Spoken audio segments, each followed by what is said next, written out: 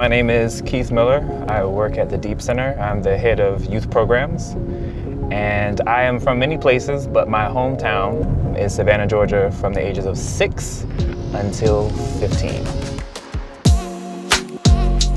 We are approaching the west side, which is a side of town, at least especially when I was growing up, where you only came this way if you knew where to go and you lived here. I was raised growing up that success meant leaving your community and never coming back. So I did that. And then after almost 5 years, I felt compelled and called to come back home. I got tired of building healing-centered environments everywhere else but home. And Deep Center was particularly powerful because it was the first job I'd ever applied for where the #1 thing they asked for was my art first and then my resume. Deep Center uses arts and culture to help young people connect their learning to their lives to their communities, and their actions to transformational change. And we work with adults in their village, folks like public school teachers and probation officers, to make sure our young people are seen in their full humanity and to identify and advocate for policies that will make Savannah a more just and equitable place for young people and their families. First and foremost, we approach them with love and understanding and with an intentionality about listening to what their whole story is so that we can meet them at what their needs are.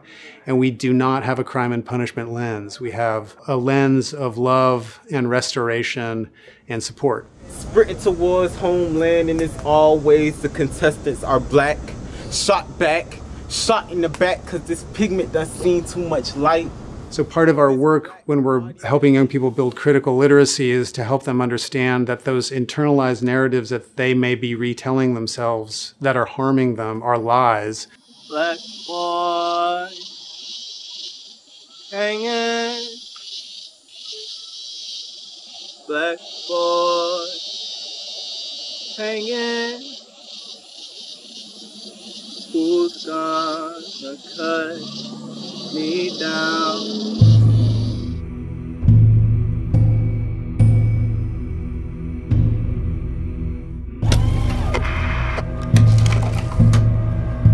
The 3 ways in which boys and young men of color are being dehumanized is the toxic narratives that criminalize them and that say that either they have done something wrong, will do something wrong, or by virtue of who they are wrong. 2, in the education system, any conflict, any friction, if it isn't complicit assimilation, it is you're kicked out of the classroom and you are not allowed to learn. And the 3rd way is that literally the communities in which we've been raised in for years are now rapidly disappearing. And when we try to tell those stories, which is a lot of what we do in the Deep Center, our very memories are at stake just as our very bodies are unsafe.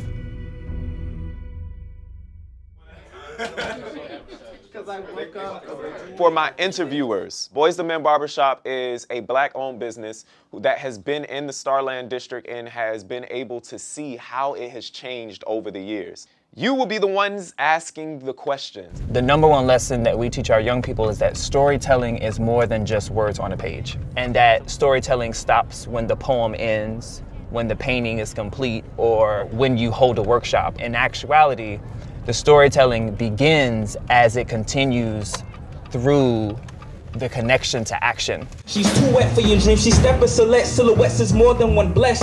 Forget about the chest and her hips. Her mind was the prize and the gift. I'm here to teach our kids how to understand the value of their story, to understand that their story is not just about writing it, but standing up and making sure that they can tell it.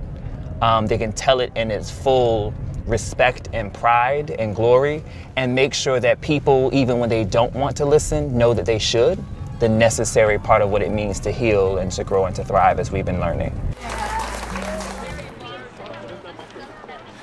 I think often educational spaces are about keeping kids in rooms, in desks, controlling their bodies, and often controlling their minds. What Deep does well is send our young people out into the world and make the world and the block the educational space. When that happens, they start to see the connections between their stories and the stories of those they bump into on the street, as well as history and current events.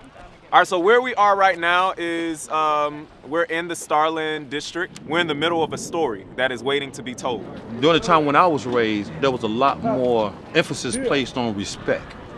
A great deal of emphasis placed on respect. It's also crucial for Savannah to start seeing young people, especially boys of color, out in the world as learners and engaged citizens and leaders having these kinds of activities so that Savannah too can stop and listen and learn from these young people instead of just talk about them. So I wanted to have some of our young people talk to you guys about how long Boys to Men has been here, how you guys have seen the neighborhood change. They're gonna have their actual questions. With the people whose hair you cut, do you build this sort of connection with them? Yeah, most definitely. You gotta have a personal relationship with your clients and stuff.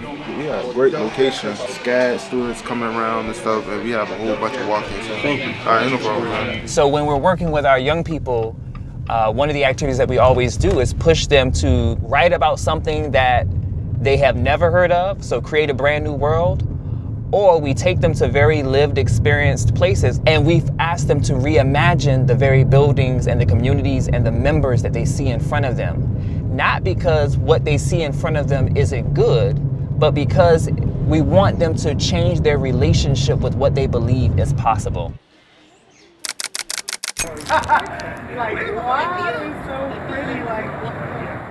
The boys and young men that I work with are powerful and beautiful in so many profound ways, but the one way that I keep being moved often to tears by is their willingness to still exist despite a society and a community that criminalizes them and sees them as a threat. The boys and young men of color in DEEP are beautiful, lighthearted, joyful, playful, and complicated individuals that often, if they are empowered just to be in the room with people who have simple ideas about them, they will, just by being who they are, change the bad ideas that people have about them. Their minds are so rich with what can be possible. And they're powerful because they can still dream, despite their physical bodies and their intellectual psyches being under attack at every second of every day. There's nothing that could be more beautiful and more powerful than seeing young men change what it means to be even considered a man by today's definition. What Forward Promise has taught us in teaching us about systemic dehumanization and giving us the Heal, Grow, Thrive framework and language is it allows us to bring something that's tangible, that's sound intellectually and can be felt to our community and our villages, and specifically our boys and young men of color. Because now we can say specifically what it means to actually know that trauma and healing are not separate. They happen at the same time, all the time. And because of that, we can have the ability to heal, to grow, and to thrive.